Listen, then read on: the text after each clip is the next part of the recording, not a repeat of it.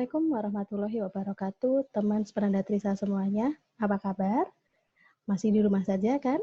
Ya, sekalipun kita di rumah saja, kita masih bisa melakukan kegiatan-kegiatan positif. Dan juga kita masih bisa melakukan hal-hal yang bermanfaat bagi orang lain. Nah, pada episode kali ini, kita akan membahas tentang passion. Sering kita mendengar ketika kemudian seseorang berbisnis atau berwirausaha, itu selalu menyatakan bahwa ini adalah bisnis yang sesuai dengan passion saya. Nah, untuk itu, pada episode kali ini, yuk kita bahas tuntas tentang apa itu passion, apa itu kemudian passion yang diperlukan di dalam bisnis bersama pakarnya. Seorang pengamat dari passion dan juga orang yang sangat memotivasi, Mas Afril. Assalamualaikum Mas Afril, apa kabar? Waalaikumsalam Bu Siwi, alhamdulillah kabar baik. Mas Afril, kondisi COVID-19 mengharuskan Mas Afril menyesuaikan langkah yang biasanya Mas Afril kemudian sibuk dengan two-day solution dari satu bisnis Mas Afril sekarang harus di rumah aja. Gimana nih Mas Afril kabar bisnis dari two-day solution-nya? Ya, pelan-pelan harus mulai menyesuaikan diri karena kita nggak bisa maksain ketemu klien langsung. Jadi ya digital communication ini harus lebih diintensifkan, mulai WhatsApp, mulai menggunakan WhatsApp group, pakai Zoom. Ya setidaknya komunikasi dengan klien tidak terputus. Ya tapi pasti ada perubahan. Ya harus dihadapi. Ya, kita semuanya menghadapi hal yang sama dan masing-masing orang memiliki cara untuk beradaptasi. Betul sekali. Ya. Mas Afril, kayaknya kalau saya ketemu Mas Afril, sayang kalau saya nggak bahas tentang passion. Gitu. Beberapa narasumber yang kemudian hadir sebagai tamu di Beranda Trisa itu ketika menyampaikan kenapa sih melakukan bisnis tersebut, misalnya teman-teman yang memiliki bisnis jasa titip buku, lalu kemudian yang hotel reviewer, lalu kemudian ada yang menjadi seorang agen marketing suatu bisnis properti begitu. Di usia muda pula Mas Afril, itu mereka enjoy banget gitu ketika saya tanyain tuh, ya ini passion saya Bu, gitu. Nah, di titik itu kemudian saya berpikir bahwa ini ada hal yang menarik gitu, kalau kemudian muncul di kalangan anak-anak generasi milenial sekarang gitu ya. Sebenarnya nih Mas Afril, apa sih bedanya passion sama kesenangan gitu? Monggo. Oke. Kalau passion itu aktivitas yang membuat kita berdaya. Kalau kesenangan atau hobi ini relatif membuat kita rileks, membuat kita bahagia, tapi jangka waktunya lebih temporary. Dan kalau passion, ada keinginan kita untuk membuat aktivitas ini lebih baik lagi, lebih baik lagi, lebih baik lagi. Tapi kalau sekedar kesukaan, hobi, kita hanya sekedar menikmati. Kalau hobi atau kesukaan ini lebih cenderung egois untuk diri sendiri. Tapi kalau passion, kita berpikir bagaimana agar apa yang kita lakukan, aktivitas yang kita lakukan itu bisa berdampak lebih banyak ke lebih banyak audiens, lebih banyak target pasar, lebih banyak masyarakat. Jadi passion itu jauh lebih dalam, jauh lebih luas daripada hanya sekedar kesukaan atau hobi. Gitu, Baik segitu ya Mas Afril ya. Nah, kadang kan orang melakukan suatu kegiatan, terutama berwirausaha itu ngalir aja gitu Mas Afril. Tahu dari mana sih kita ini punya passion itu, orang menyadari kalau kita punya passion tuh tahu dari mana tuh? Oke. Tahu dari mana kita punya passion adalah saat kita melakukan bisnis itu, kita berani ambil resiko. Kita bukan pemain yang suka cari aman. Kita berani ambil resiko, kita berani berinovasi. Kalau kita berani ambil tindakan seperti itu, mungkin itu passion kita. Kedua, kita lebih mudah mensyukuri apa yang terjadi dalam situasi bisnis ini. Maksudnya gini, kalau kita ngelakuin bisnis tanpa ada passion, setiap ada tantangan, anggaplah COVID-19 seperti ini. kita lebih gampang kasih sumpah serapah, lebih gampang menyerah. Tapi kalau kita punya passion, kita lebih mudah bersyukur karena apa? Kita masih bisa melakoni ini meskipun ya pasti ada perubahan omset sedikit turun, kita mungkin akan jual beberapa aset kita, tapi setidaknya kita masih punya rasa syukur itu. 3, kalau kita ngejalanin bisnis berdasarkan passion dan kita tahu itu passion kita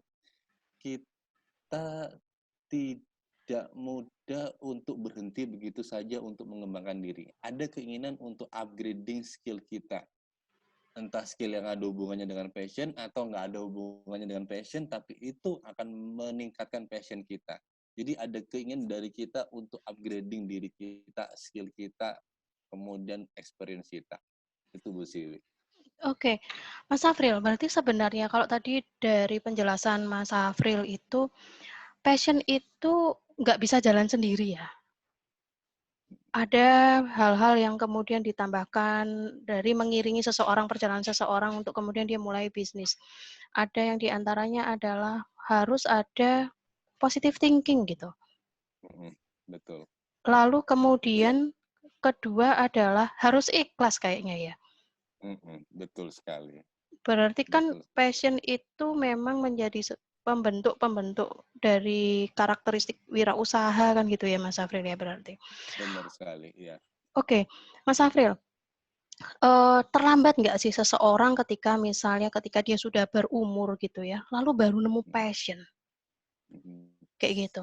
Ada tuh Mas Afril yang misalnya katakanlah mereka itu adalah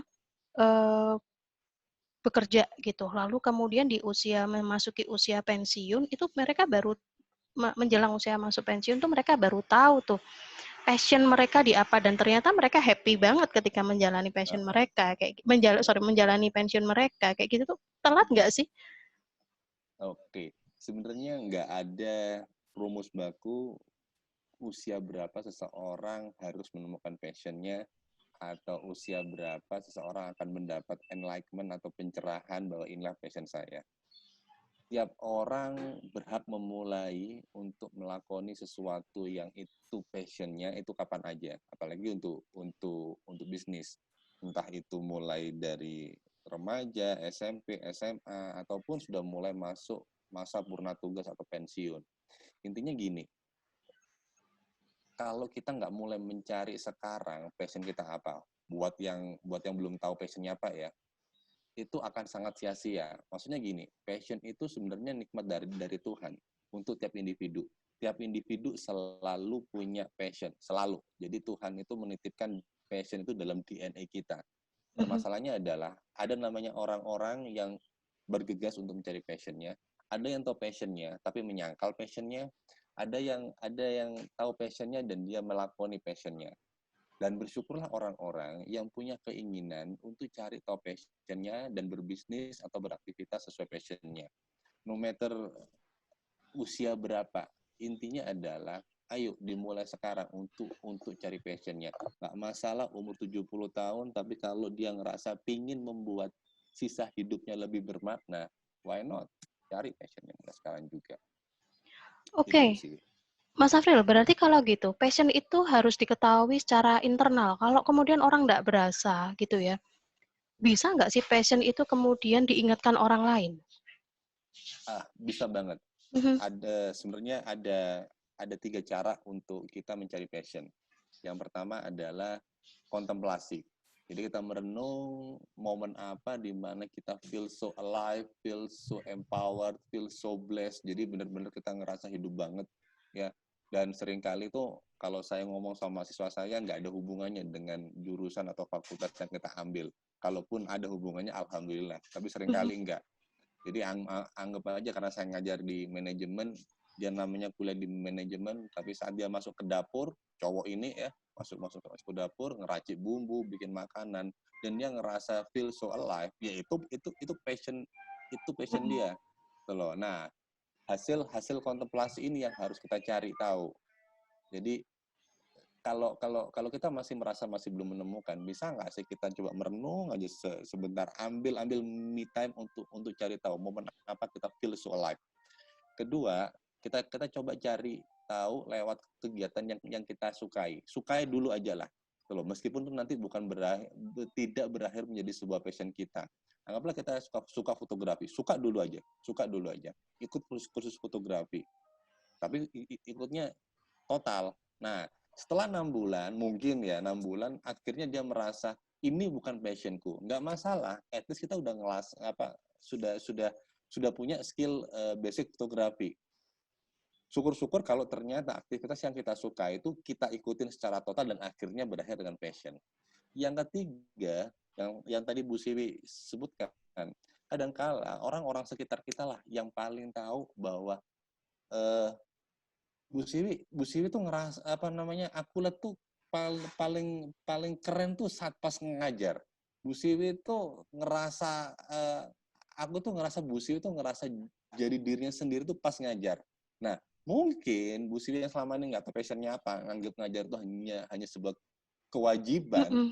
Ternyata akhirnya, oh iya, I feel so alive itu pas ngajar ya. Aku tuh ngerasa hidup pas ngajar. Berarti mungkin tuh passionnya Bu Siwi. Diingetin sama orang lain. Bisa banget. Oke. Oh, berarti sebenarnya ketika misalnya saya menghabiskan waktu berlama-lama terhadap suatu kegiatan, yaitu misalnya dalam hal ngajar, kadang bikin PPT itu bagi saya itu mengasihkan gitu, Mas. Bikin PPT gitu, seolah-olah saya bercerita tentang apa yang saya tahu pada PPT. Jadi lembar per lembar itu punya makna menurut saya kayak gitu. Itu berarti sebenarnya salah satu cara saya mengenali passion saya, Mas Afril, ketika saya mencurahkan pada resource-nya berupa waktu gitu. Salah satunya itu ya. Oke. Banget, Bu Siwi. Ini moga-moga saya juga tidak terlambat untuk kemudian mengetahui passion saya ya.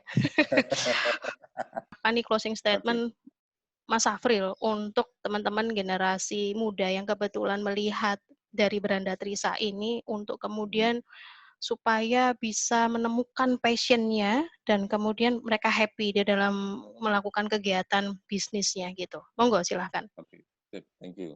Ada 3 hal yang ingin saya sampaikan terkait dengan passion dan bisnis. Pertama, kalau masih belum tahu passion-nya, segera cari tahu. Gimana passion itu produk hati, bukan produk logika. Itulah kenapa kalau mau cari passion, think less, feel more. Jadi lebih banyak ngerasa daripada banyak mikir. Karena kalau kebanyakan mikir, seringkali kita ngomong passion kita tuh konyol. Walaupun itu sangat-sangat kita sukai. Itu yang pertama. 2, jangan overrated terhadap passion. Banyak sekali anak muda sekarang yang nganggap kalau udah tahu passion itu segalanya. Jangan berlebihan menilai passion. Passion itu hanya alat, passion itu hanya media untuk kita, purpose of life kita, tujuan hidup kita itu tepat sasaran. Nah, kendaraan untuk menuju ke tujuan hidup kita itu passion, biar kita lebih bertenaga. Kenapa jangan overrated? Jangan berpikir setelah menemukan passion semuanya sudah selesai. Enggak. Passion itu butuh perjuangan. Perlu upgrading skill terus. Jadi jangan berhenti untuk ngembangin diri walaupun kita udah tahu passion kita. Itu. 2. 3, jangan egois dengan selalu belajar tentang hal-hal yang berkaitan dengan passion kita. Ada banyak hal yang kelihatannya nggak berkaitan dengan passion kita, tapi itu benar-benar akan support passion kita loh. Contoh paling gampang adalah passion kita tuh masak. Kita tuh benar-benar tergila-gila sama masak. Kita udah kursus ikut masak di mana-mana, ambil sertifikasi, dia masak di mana-mana, ikut sekolah kuliner di mana-mana. Tapi nggak ada salahnya lo belajar fotografi. Apa hubungannya fotografi sama masak? Ntar dulu. Dengan kemampuan fotografi yang bagus, kita bisa menyajikan masakan kita itu ke Instagram atau ke Facebook dengan cara yang paling keren. Sehingga apa? Masakan yang terlihat biasa aja, saat difoto dengan kita sendiri, itu akan jadi jauh luar biasa. Jadi apa? Passion tidak membatasi untuk belajar hanya hal-hal yang berkaitan dengan passion aja. Belajar banyak hal yang seringkali nggak ada hubungan dengan passion. Itu Bu Siwi. Matur nuwun sangat Mas Afril atas sharing-nya di Beranda Trisa. Tentunya sharing dari Mas Afril ini sangat bermanfaat bagi teman-teman yang kemudian bisa menemukan tentang passion-nya. Saya harap Mas Afril tidak kapok untuk kemudian bisa sharing Siap. di Ditunggu Beranda Trisa undangannya berikutnya. selalu. Ya. Baik, matur nuwun Mas Afril. Assalamualaikum warahmatullahi Sami-sami. wabarakatuh. Waalaikumsalam warahmatullahi. Nah, teman-teman semuanya, kita tadi sudah mendengarkan apa aja tentang passion. Mulai dari arti dari passion itu sendiri, lalu kemudian apakah benar bahwa setiap passion itu tidak bisa digunakan untuk berbisnis. Lalu kemudian apa tips-tips dari Mas Afril tentang menggali passion kita. Baik, saya pamit dulu. Sampai jumpa pada episode Beranda Trisa berikutnya. Beranda Trisa, kami yang sharing, Anda yang saring. Assalamualaikum warahmatullahi wabarakatuh.